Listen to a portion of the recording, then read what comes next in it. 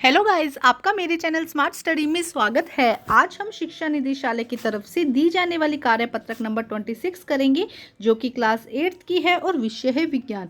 ये वर्कशीट 26 अक्टूबर 2021 की है।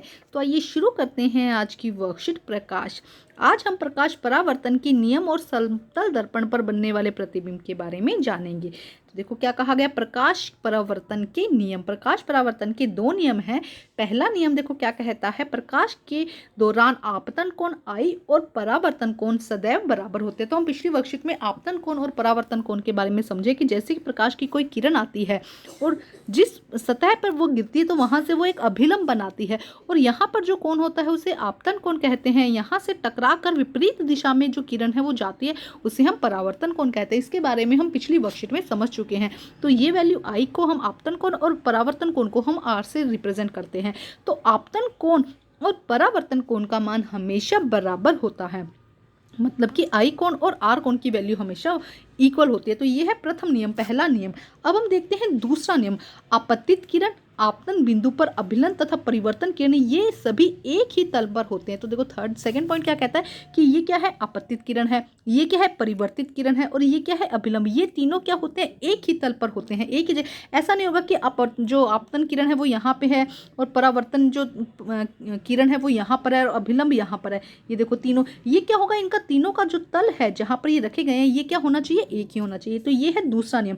पहला नियम में क्या कहा गया, आपतन कोण और परावर्तन कोण बराबर होते हैं, और दूसरे नियम में ये कहा गया कि आपतित किरण, आपतित किरण, अभिलंब और आपतन बिंदु, ये जो आपतन बिंदु दिया गया है ये तीनों क्या होंगे, तथा परावर्तन किरण, ये तीनों चारों क्या होंगे, एक ही लाइन पर होंगे। ध्यान से समझो एक बार, आपतित किरण, अभिलंब और परावर्तित किरण ये क्या होंगे, तीनों एक ही तल पर होंगे। अब हम देखते हैं कि समतल दर्पण पे प्रतिबिंब कैसे बनाया जाता है, इसे गतिविधि द्वारा समझते हैं। इसके लिए आपको एक समतल दर्पण लेना होगा और एक टॉर्च लेना होगा। समतल दर्पण PQ के सामने टॉर्च रखते हैं। देखो ये क्या है, एक समतल दर्पण है, इसके सामने हमने क्या रखा है, ओ समतल दर्पण PQ। ये देखो ये क्या है, PQ एक समतल दर्पण है, इसके सामने हमने यहाँ पर टॉर्च रखा है। टॉर्च से क्या निकलेगी, लाइट निकलेगी। यहाँ से दो किरणें OA, ये देखो OA तथा OC आपतित हो रही है। दो किरणें निकल रही है, जब आप टॉर्च रखोगे तो लाइट निकलेगी, किरणें निकलेंगी। अब दर्पण PQ की सतह पर A तथा C पर अभिलंब खींचिए। अब देखो जहाँ पर ये लाइट गिरी है, यहाँ पे ये गिरी है और यहाँ पे ये लाइट गिरी, यहाँ पे हमने क्या खींच दिया, एक अभिलंब खींच दिया। हमने कहा था ना कि जो ये तल है, तल से जहाँ से किरण टच होती है, बिंदु टच होता है, वहाँ पे क्या बना जाता है, एक अभिलंब बनाया जाता है। तो जहाँ पे भी किरण टच हुई A और C, हमने वहाँ पे क्या बना दिया, एक अभिलंब बना दिया। अब बिंदु A से परावर्तित किरण AB तथा C से परावर्तित CD खींचिए। अब देखो हमने कहा था जहाँ पे अभिलंब बनता है उसी डायरेक्शन में क्या होता है, आपतित किरण के साथ में क्या होगा, परावर्तित किरण होगी। तो ये देखो ये A से किरण आई थी, ये यहाँ पे परावर्तित होगी, ये C से किरण आई थी, ये यहाँ पर परावर्तित हो जाएगी। ठीक है, हमने इस तरह से डायग्राम बनाया था, शायद अब आपको याद होगा। तो इस डायरेक्शन को यहाँ पे हमने क्या बना दिया, अभिलंब बना दिया। लाइट यहाँ से आई और यहाँ पर इस तरह से जाएगी। इन रेखाओं को पीछे की ओर बढ़ाइए। देखो अब आगे तो कहीं ये मिल नहीं रही, अब हम इन्हें पीछे की तरफ बढ़ाते हैं। देखो यहाँ पर हमने इसको बढ़ाया तो आप ये रेखाएं आपस में मिलती हैं। अब देखो एक पॉइंट पर क्या ये रेखाएं आपस में मिल रही है, यदि हाँ तो O को एक निरूपित कीजिए। देखो यहाँ पर हमने O डैश बना दिया जहाँ पर ये रेखाएं मिल रही है। क्या परिवर्तित किरण E पर किसी दर्शक के नेत्र को O से आती हुई प्रतीत होंगी, क्योंकि अब देखो होगा क्या, नेत्र अगर यहाँ से कोई व्यक्ति देख रहा है तो उसे ये किरण यहाँ से आती हुई प्रतीत होंगी, क्योंकि ये परावर्तित किरणें वास्तव में O पर नहीं है लेकिन मिलती हुई प्रतीत हो रही है। परावर्तित किरण है कहाँ पे, परावर्तित किरण तो यहाँ पर है, लेकिन ये जहाँ पर पॉइंट मिल रहा है वहीं से हमें क्या लगेगा, प्रतीत होगा कि शायद ये वस्तु यहीं पे रखी है। इसीलिए हम कह सकते हैं O क्या है, इसका आभासी प्रतिबिंब बनाता है। O पर क्या बनता है, हमेशा आभासी प्रतिबिंब बनता है। ठीक है, ध्यान रखेंगे, आभासी सीधा प्रतिबिंब बनता है। अब देखते हैं इसके क्वेश्चन आंसर, जो कि बहुत ज़्यादा आसान है। इसको आप अच्छे से 2-3 बार देख लीजिएगा आराम से, फिर आपको समझ में आ जाएगा। अब देखिए क्वेश्चन नंबर 1 में क्या कहा गया है, प्रकाश के परावर्तन के नियम बताइए। तो देखो बहुत आसान से यहाँ पर दिया गया है, आपको दोनों ही नियम बताने हैं यहाँ पे। ये पूरा इसका आंसर हो जाएगा। इसके साथ ये डायग्राम भी बना लीजिएगा।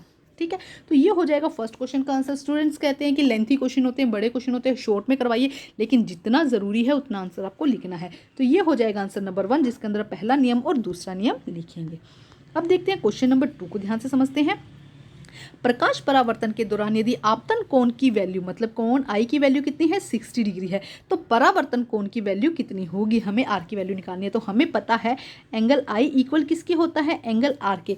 तो R की वैल्यू कितनी हो जाएगी, एंगल आई अगर 60 है तो एंगल आर की वैल्यू कितनी हो जाएगी 60 डिग्री। ठीक है, देखो ये तो बहुत आसान सा क्वेश्चन था, क्योंकि आपतन कोण परावर्तन कोण के बराबर होता है। तो एंगल आई कितना है 60 है, तो हमें एंगल आर की वैल्यू निकालनी थी, तो हम इजीली निकाल सकते हैं। क्वेश्चन नंबर 3 देखिए, समतल दर्पण में प्रतिबिंब किस प्रकार बनता है समझाइए। तो यहाँ पे कहीं पे और जाने की जरूरत नहीं है, थोड़ा सा लेंथी क्वेश्चन है, लेकिन आपको यहाँ से लेकर यहाँ तक विद डायग्राम के साथ में ये आंसर नंबर 3 आपका कंप्लीट करना है। कहीं और जाने की जरूरत नहीं है, इसी तरह से पूरा आंसर आप कंप्लीट करेंगे, शॉर्ट में नहीं कर सकते हैं इसको। ठीक है, अगर एक सेकंड एक लाइन में आंसर देना है, हालांकि इनकम्प्लीट होगा, आप लिख सकते हैं आभासी और सीधा आप लिख सकते हैं। ठीक है, और वस्तु की साइज के बराबर भी होता है, लेकिन ये कंप्लीट आंसर नहीं है। क्वेश्चन नंबर 4 देखिए, यदि किसी वस्तु की सतह पर पड़ने वाली एक आपतित किरण सतह से 30 डिग्री का कोण बनाती है, तो उसका आपतन कोण और परावर्तन कोण बताइए। देखो अभिलंब से कितना, अभिलंब का कोण की वैल्यू कितनी होती है, हमने पढ़ा था अभिलंब क्या करता है 90, अभिलंब क्या करता है 90 डिग्री का कोण बनाता है ना। ठीक है, तो 60 डिग्री यहाँ से देखो किरण आई, ये कितना बना रही है, यहाँ से 60 डिग्री बना रही है, तो हम इसका आपतन कोण निकाल सकते हैं। ध्यान से समझो, देखो क्या कहा गया है कि ये क्या है, एक तल है और ये यहाँ से 30 डिग्री का कोण बना रही है, यहाँ से परावर्तित होकर जाएगी, ये हमने अभिलंब खींचा, अगर ये 30 है तो ये पूरा 90 डिग्री होगा, तो हम यहाँ से वैल्यू निकाल सकते हैं, ये कितना हो जाएगा 60 हो जाएगा।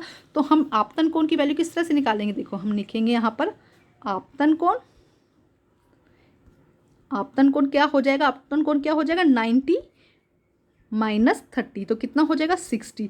आपतन कोण की वैल्यू कितनी हो जाएगी 60। जब आपतन कोण की वैल्यू 60 है तो हम लिख सकते हैं परावर्तन कोण की वैल्यू भी कितनी हो जाएगी, यहाँ पर हम लिखेंगे परावर्तन कोण भी कितना हो जाएगा 60 डिग्री। ध्यान रखेंगे आपतन और परावर्तन कोण बराबर होते हैं, क्योंकि हम लिख देंगे आई आर इक्वल किसके होता है, आई आर के, आई किसके बराबर होता है, इक्वल आर के इक्वल होता है। ध्यान से समझना है, देखो पहले क्या कहा है उसने, देखो तल के साथ 30 डिग्री दिया है, तो अभिलंब 90 डिग्री पर होता है, तो हम 90 से 30 को माइनस करेंगे, कितना आ जाएगा 60।